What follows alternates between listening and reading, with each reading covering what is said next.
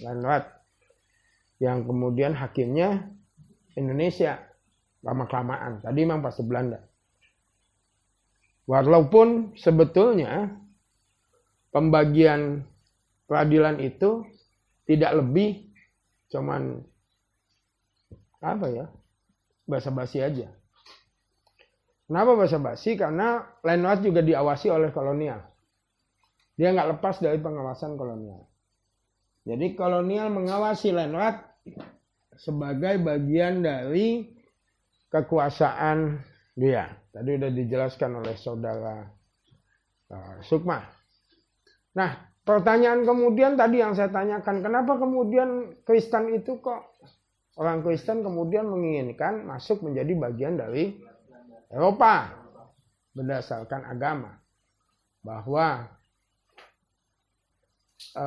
salah satu jangan pakai sih, gila nanti kalau sembarangan pakai. Jadi karena ada gold, glory, and gospel.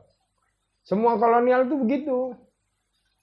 Portugis bawa agama, Belanda bawa agama, selain bawa mengambil emas, ngambil perniagaan, menang secara politik, menang secara ekonomi, dan menang secara agama. Memang itu koloni bentuk pamah. Dan makanya itu salah satu kenapa, walaupun itu juga nggak bisa juga ternyata kan. Nggak bisa juga karena identitas politik sebagai pribumi itu nggak bisa hilang. Nggak bisa hilang. Identitas itu nggak bisa hilang. Itu yang sulit hilang itu identitas, Pak. Makanya ada politik identitas. Itu bagaimana identitas itu memiliki kehubungan dengan politik. Itu politik identitas. Oh kalau ini Muslim. Oh kalau ini non-Muslim. Oh kalau ini pribumi, ini non-pribumi. Itu identitas itu. Dan itu bahaya. Identitas itu, politik identitas dibawa oleh kolonial. Ketika semua merdeka, gak ada lagi sebetulnya identitasnya. Identitasnya satu, Indonesia. Gak ada lagi sekarang. Nah, yang memuakkan sekarang kan jadi politik identitas nih. Cebong, kampret, kadal gurun, apa lagi? Macam-macam lah. Gitu ya. Oke. Tolong dihapus. Ya.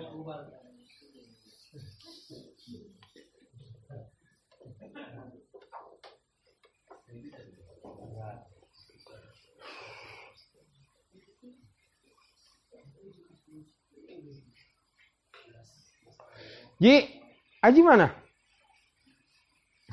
Tawa, nggak Ji bercanda Ji, lu jangan begitu ah. Jadi hard feeling begitu lo.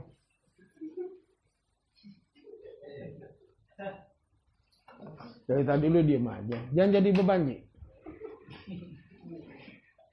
Nah, yang terpenting tadi udah dijelaskan ya, ada politiknya. Terpenting yang pertama, kalau kita bicara hukum itu ternyata pada tipenya kan ada 3. Menurut Philip Nomet dan Philip Sesnik, hukum itu tipenya ada 3. Yang tipe ini adalah tipe represif. Tipe represif ini bicara pada kepentingan siapa kuasa. Kalau tadi bahasanya politik itu adalah hukum yang bersifat hegemonik. Hukum yang kemudian menghegemoni. Kepentingan siapa? Hegemoni. Ini kan kalau politik hegemoni ini kepentingannya sama yang punya kuasa. Buat apa kepentingan ini ada? 1, sarana mencapai tujuan. Kolonial itu kenapa pakai ini? Karena kolonial itu namanya kolonial. atau penjajahan. Punya tujuan. Nggak punya tujuan. Atau kolonialisme itu kan intinya pada orang berkuasa ini punya tujuan. Tujuannya apa? Jadi bukan hukum merupakan salah satu, bahwa hukum kemudian menjadi komponen penting untuk sarana mencapai tujuan. Kenapa kemudian Belanda menerapkan hukum? Tujuan hukum yang dibikin oleh Belanda adalah ini. Apa?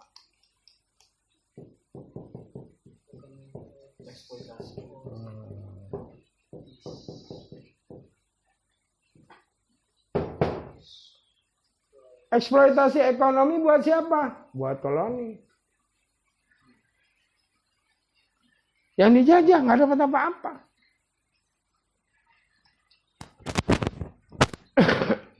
Adalah eksploitasi ekonomi. Bagaimana mengeksploitasi ekonomi? Bukan eksplorasi lagi, eksploitasi. Mengeruk kepentingan-kepentingan, keuntungan-keuntungan ekonomi. Dan cara pengerukan keuntungan ekonomi paling mudah adalah dengan hukum. Yang punya modal pengen eksploitasi buruh, pakainya apa? Undang-undang apa? Yang udah ada. Yang udah ada itu belum ada. Apa? Apa? Pas apa ada apa? Outsourcing. Outsourcing itu adalah sebuah bentuk eksploitasi ekonomi, Pak. Eksploitasi terhadap buruh. Itu penjajahan Bayi Baru. Kalau dulu penjajahannya itu kolonial, rambutnya bule, sekarang penjajahannya wajahnya sama kayak kita. Dengan outsourcing. Outsourcing itu eksploitasi. Lu mau nanti mau jadi apa bodo amat, kelar lu, semua sekian udah berhenti lu. Urusan pensiun apa enggak dipikirin. Nanti lu gimana bodo amat. Nah, itu eksploitasi. Jadi kenapa bahasanya eksploitasi? Kalau eksplorasi itu sumber daya.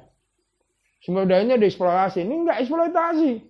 Dikeruk untuk kepentingan ekonomi. Dan kolonial itu untuk mengeruk kepentingan ekonomi. Nah, inilah yang disebut dengan hukum tipe represif yang diambil oleh kolonial. Jadi kepentingan kolonial itu diijawantahkan di dalam hukum. Makanya kenapa ada salah satu dalam tujuan kenapa represif adalah pelestarian dominasi kelas.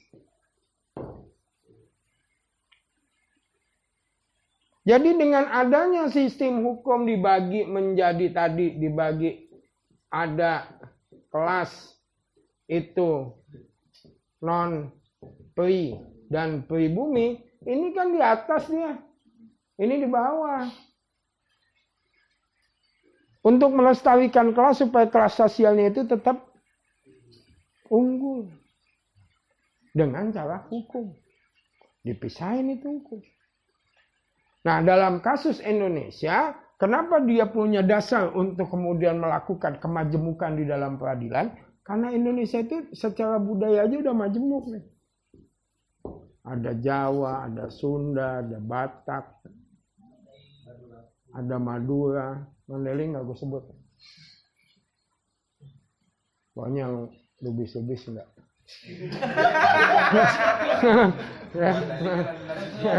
Oh gitu ya. Association ya. Jadi ini suku-suku ini ada. Sehingga wajar dong kalau kemudian kemajemukan punya batas kemajemukan. Kemudian dikatakan, oh ini kan katanya tidak berontak, kan kenapa kok dibikin majemuk? Karena apa tidak berontak? Ini kan kata dia aja. Supaya nggak berontak ya kasih aja kesempatan lu. Lu yang lu paling seneng apa sih? Budaya, ya kasih aja. Jangan mikir keadilan. Karena sebetulnya ketika ada pembagian kelas ini terjadi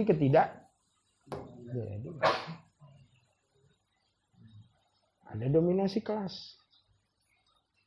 Ada pelestarian. Yang terpenting adalah apa? Dengan adanya 7 hukum represif, yang ketiga adalah pelestarian tujuan. Apa tujuannya? Mau hegemoni? Udah pakai hukum. Hegemoni aja terus. Kalau kelakuan orang gampang diubah. Hukum tuh prosesnya panjang. Nah, itu tipe hukum represif. Siapa yang paling menghegemoni, siapa yang paling itu? Semua yang berkuasa. Sehingga di dalam tipe hukum represif ini, kalau kita bicara bahwa di dalam hukum represif, ya, itu namanya hukum. Hukum, ada lagi politik, ada lagi kekuasaan. Itu jadi satu, nggak misah. Siapa yang pegang hukum, dia yang pegang politik. Siapa yang pegang politik, dia pegang hukum. Siapa yang pegang kekuasaan, dia pegang politik, dia pegang hukum. Nggak ada pemisahan. Zaman kolonial tidak ada, Pak. Yang namanya trias politik ada.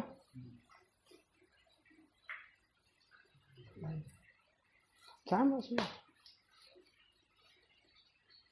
Nah, ini tidak represif.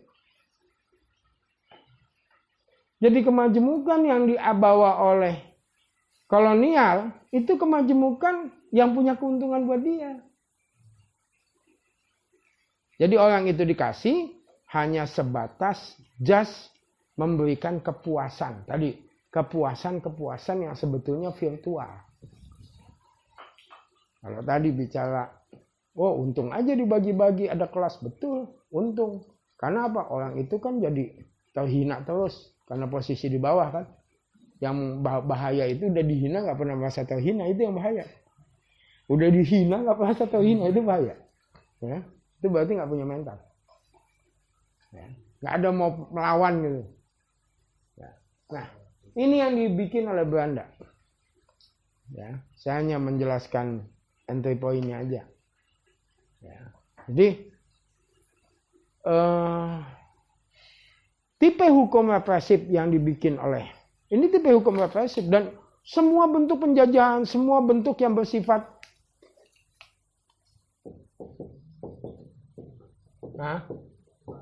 itu pakai Pak ya hukum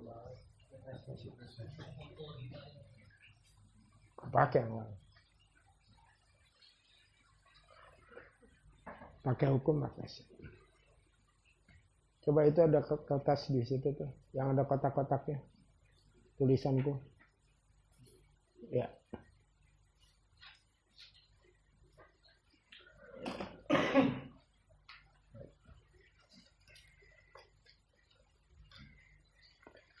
Karena di dalam hukum represif, hukum itu adalah alat kekuasaan.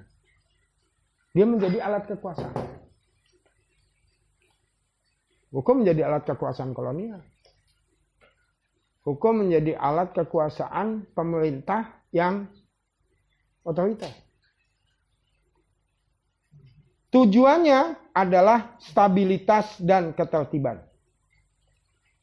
Biar stabil, ya kan? Nggak ada gejolak, nggak ada orang berontak, ya. Orang nggak ada yang berontak, stabil, nggak ada demo, ya kan? Kayaknya aman gitu kan. Oh, itu yang bikin orang ngamuk. Makanya pemuda zaman tahun dulu itu pakai kolonial death, hancur. Ya kan? Pak Harto pakai represif, hancur. Gua nggak tahu kalau sekarang. Memang beda-beda manusianya. Ya, mungkin kebanyakan nonton film Korea. Loh, karena memang tujuan dari tipe hukum represif itu buat orang stabil, tertib, nggak ada berontak, nggak ada ribut-ribut. Loh, yang seneng nggak ribut itu kan orang-orang yang nggak mau keganggu kekuasaannya, nggak mau ada kritik, ya pusing dia ada kritik, itu mengganggu. Makanya bahaya kalau di sebuah Beda, universitas itu, kampus itu, kelas itu nggak boleh pakai represif.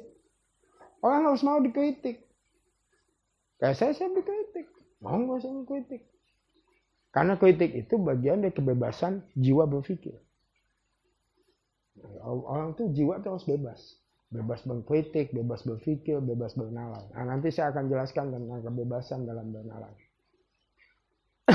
Nah, moralitas yang ada di dalam tipe hukum represif adalah moralitas kekangan. Orang tuh dikekang. Yap, top down. Dikekang, gak boleh ngapa-ngapain. Ya, itu moralitasnya. Ya.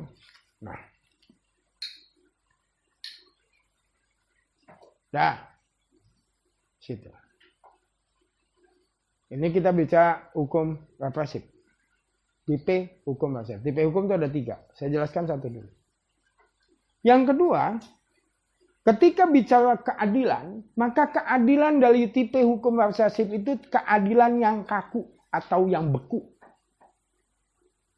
Di mana keadilan itu menjunjung status quo dan otoritas. Yang dijunjung itu status quo. Siapa yang megang kekuasaan sekarang, siapa yang punya otoritas. Tipe itu hukum represif itu. Keadilannya beku, kaku, sehingga harus dicairkan. Nah, yang kenapa yang mencairkan adalah pemuda dan mahasiswa, karena mahasiswa masih punya gelora yang membakar. Nah, sesuatu yang beku lawannya api. Nah, sehingga dia mencair. Kan gitu. Itu filosofinya, ya. Kalau udah tua udah susah, dia mati. Ya. Kalau masih muda itu masih gelora membara, ya. Pacar 3, kan gitu ya. 1 di kamar, di dalam angan-angan, 1 di kamar mandi, 1 lagi di mana? Oh, di mimpi. Ya kalian sendiri yang menjawab itu ya. Ya itu jomblo akut ya. Tapi nggak apa-apa, nanti masuk geng Kejora, kelompok jomblo ceria. Asal jangan kecoa, kelompok cowok ancur. Nah, tujuan dari jadi tipe hukum represif ini, tujuan utama adalah kekuasaan yang dipegang itu menjadi efektif. Karena orang nggak bisa berontak. Ya. Nah, apa hubungan tipe hukum represif dengan kekuasaan? Yang pertama ada 4. Yang pertama, bahwa lembaga hukum itu adalah bagian dari pemerintah dan mencerminkan kekuatan politik. Lembaga hukum adalah cerminan dari pemerintah atau yang berkuasa dan merupakan cerminan dari kekuatan politik. Dulu zaman Pak Harto ada ABG, Abri Birokrasi dan Golkar. Ya, semua masuk Golkar. Hakim aja jadi Golkar. Ya, kalau sekarang udah enggak. Sekarang udah mulai misah. Kalau dulu lembaga hukum adalah cerminan dari power politik. Kekuatan politik. Yang kedua, bahwa dalam tipe hukum represif itu hubungan dengan kekuasaannya adalah dalam rangka melestarikan kekuasaan. Sehingga dia nggak goyang. Jadi kekuasaan yang ada dengan hukum itu dia dilestarikan. Ajak tuh istiqomah. Nggak ada goncangan. Kayak orang naik sampan di kali yang nggak ada banjir. Nggak. Ya nggak. Jadi nahkoda tinggal enak. Oh itu ada melanggar, cemplungin naik ke laut kan gitu ya. Nah, itu kalau represif itu begitu tuh. Ya. Yang ketiga adalah bahwa di dalam tipe hukum represif penegakan hukum itu menjadi kekuatan politik. Nah ini hati-hati, karena dia sebagai penegakan khusus. Ya. Hakim, polisi, jaksa, itu jadi alat kekuasaan. ini bahaya nih. Ini sekarang bahaya nih, ya. Nah, tipe hukum represif gitu. Ya. Dan yang keempat adalah melestarikan kelas sosial yang bertujuan ketidakadilan sosial. Dengan hukum represif ini yang untung adalah yang kelas atas. Yang ente-ente ini, yang miskin-miskin papa ini, ya tetap aja miskin. Nggak bisa ngapa-ngapain. Nah, satu hal di dalam penting bahwa di dalam tipe represif ini bahaya adalah ketika ada namanya bahasanya adalah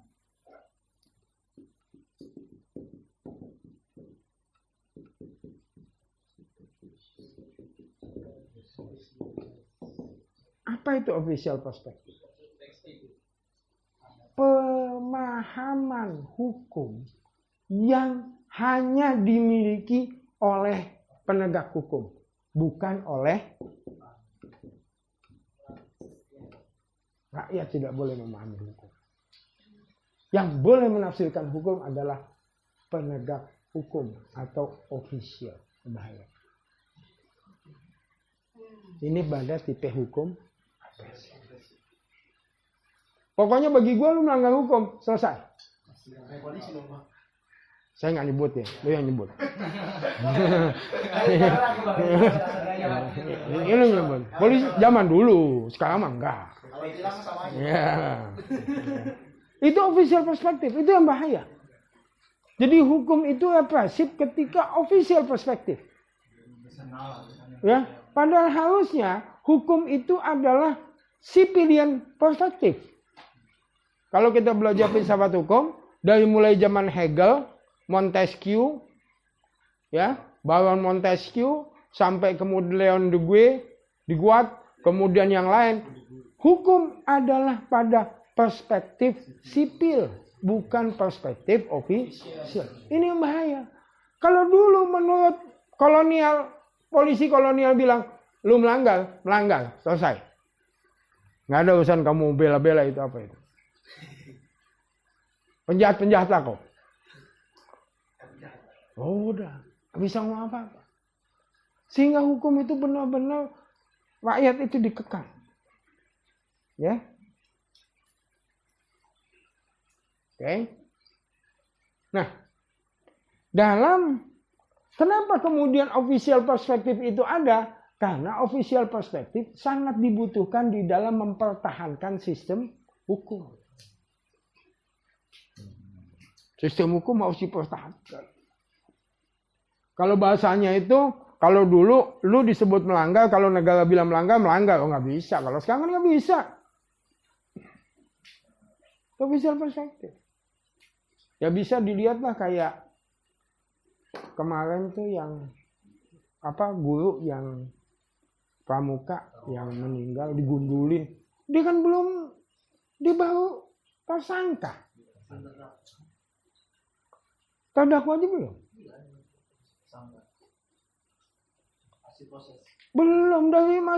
Belum diajukan kepada pengadilan. Dia belum terbukti melakukan pelanggaran pidana. Makanya kalau misalnya gurunya dibotak, gue usul. Koruptor juga dibotak. Pakai celana pendek. Pakai baju kuning. Ini kan kelas beda nih. Official perspektif ini yang bahaya. Karena itu berarti mengangkangi kebebasan sipil. Hak asasi manusia jangan ngomong kamu. Di sini jangan ngomong hak asasi manusia. Karena official perspektif bagi gua udah begini, lu mau ngomong apa, kalau mau ngomong HAM, mau ngomong Tuhan, mau ngomong alam semesta, nggak ada peduli. Jangan bicara keadilan. Nah, sehingga di dalam tipe hukum represif ini, peradilan dan penegakan hukum merupakan alat pemerintah. Siapa yang berkuasa? Nah, Nah, ini pada tipe hukum represif. Jadi penegakan hukum, peradilan itu alat pemerintah. Dan di dalam tipe hukum represif yang menarik adalah dia berpusat pada persoalan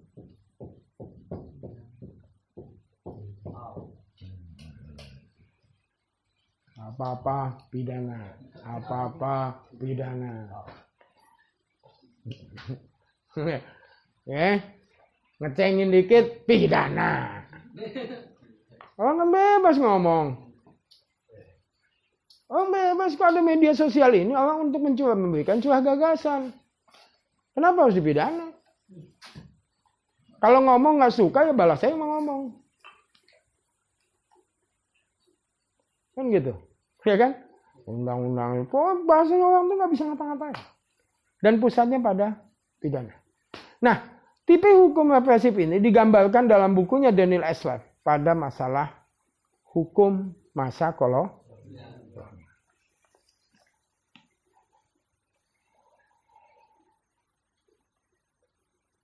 Jadi pembagian itu adalah makanya tadi nggak uat. Kalau gue memahami ini hukum represif yang nggak uat ya begini inilah hukum represif. Yang susah itu kan gayanya represif, kekuasaan tipe represif tapi gayanya rakyat itu yang susah Pak. Nah, ya saya nggak nyindir ya. Jadi omongannya itu rakyat tapi represif. Nah itu yang saya nggak tahu. Saya nggak berusaha memberikan penilaian untuk yang lain di luar hukum. Ya itu terserah itu penerimaan Anda semua.